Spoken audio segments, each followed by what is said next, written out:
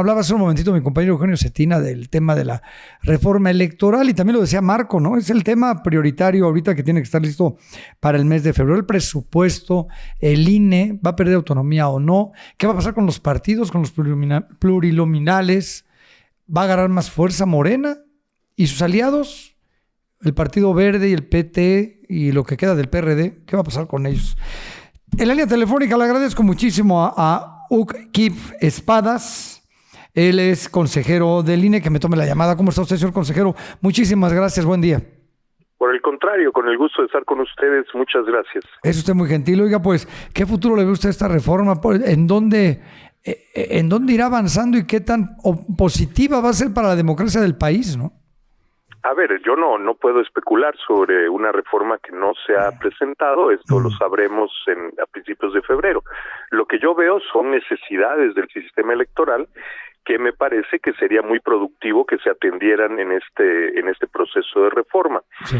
Destacadamente la perspectiva general del derecho electoral en México, que a lo largo de las décadas, con el paso con el ejercicio de la función jurisdiccional, se ha desprendido de su base principal, que es el derecho superior de los electores para darse representación, gobierno y ahora juzgadores, por encima de las legítimas y personales aspiraciones de distintos candidatos. Esto de manera muy general en torno al derecho electoral. Sí. Y en cuanto a la diversidad de temas que hay, me parece que tiene una gran centralidad, debe tener una gran centralidad, el de la representación popular, cómo se conforman los órganos legislativos, y en ese sentido a mí me parece que es el momento de avanzar hacia una proporcionalidad directa, a la que nos hemos ido acercando con el paso de las décadas de manera muy lenta. Es el momento de hacer esto definitivo para todas las cámaras legislativas. Sí, claro. Oiga, en lo que se refiere al INE, son varios años, digo, si la memoria me falla un poquito, que son 3, 4 años que hay constante temor, esta incertidumbre de que el INE no pierda autonomía. El INE ha hecho un trabajo excepcional en todas las elecciones. Los partidos que han estado en el gobierno, pues en las últimas elecciones, llámese PRI, PAN, Morena, por supuesto, pues se le debe al gran trabajo del INE. Y a pesar de todo esto, se ha visto amenazado. ¿Cree usted que en esta reforma electoral el INE se le va a seguir respetando en términos presupuestarios, en términos de autonomía?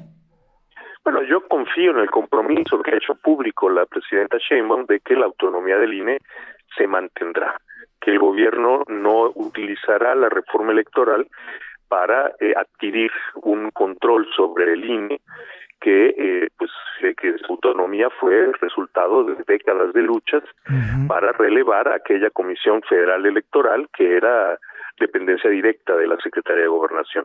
Creo que el país ha recorrido un largo trecho y espero que no haya realmente un planteamiento de limitar la autonomía del INE y la independencia de sus resoluciones. Y además en términos presupuestarios, ¿no? Porque lo vimos con la anterior elección del Poder Judicial, bueno, muy limitados con el presupuesto. Hay elecciones este año en un estado, pero el próximo año va a estar muy intenso en materia electoral y en términos presupuestarios. ¿El INE cómo opera en este sentido? ¿Ustedes ya han presentado sus necesidades para que en la reforma electoral sean considerados, sobre todo en este rubro?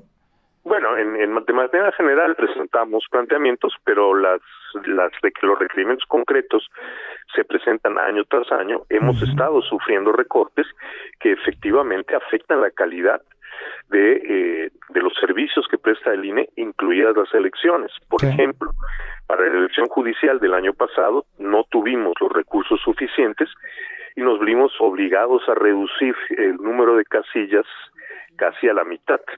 Esto es una afectación directa a las posibilidades de la ciudadanía de emitir su voto. Sí. Creo que, no es verdad que el INE sea excesivamente caro. Ocupamos una proporción microscópica del presupuesto federal y sí es cierto que si se empobrece el proceso de organización de elecciones, estas se deterioran. Ahora, es una realidad que la actual administración ha sido mucho más respetuosa, ¿no, señor consejero, que lo que vivimos en 1 o 2 años con López Obrador? No creo que la presidenta Sheinbaum ha hecho un trabajo extraordinario respetando al INE, dándole su lugar, ¿no? En ese sentido, podemos estar tranquilos los mexicanos de que el INE se mantiene y se mantiene como va, ¿no? Bueno, yo eso espero. Ciertamente la lógica que enfrentamos en este sexenio es distinta, empezando, por ejemplo, porque para la reforma electoral pues se ha abierto un amplio debate nacional, sí. Cosa que no hubo en el sexenio anterior. Esos son pues méritos que son innegables en la función de la actual presidenta y que espero que tengan como una consecuencia razonable el que pues lo que se ha venido a constituir como elementos centrales de la democracia mexicana, entre ellos la autonomía del Instituto Nacional Electoral, se mantengan y se fortalezcan en una eventual reforma. Sí, ¿y prevén ustedes un cambio en materia presupuestaria para los partidos en esta reforma electoral? ¿Podría afectar también la representación? Bueno, eso hay que discutirlo. Me parece que en todo caso lo central es que esta garantía que da el financiamiento público de que los partidos, cualquiera que sea su posición específica en un proceso electoral, puedan hacer llegar su propuesta a la sociedad. Es decir, el financiamiento de los partidos se trata de garantizar un derecho de la sociedad, no dinero para particulares. Sí, porque además, tocando un poquito el tema de los partidos, y por último, señor consejero, si me lo permite, y lo vimos, ¿no?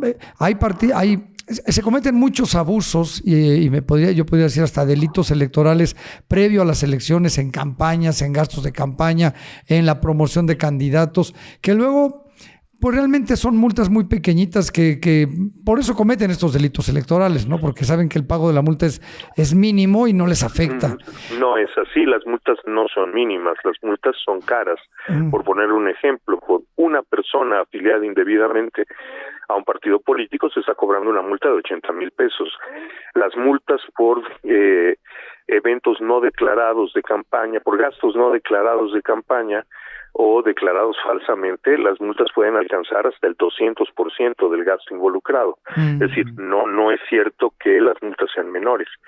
Que hay que hay una persistencia en cierto tipo de faltas, presumiblemente por la esperanza de que no sean detectadas y puedan pasar impunes, eso también es cierto, y la muestra es el volumen de las multas que ponemos año tras año y proceso electoral tras proceso electoral.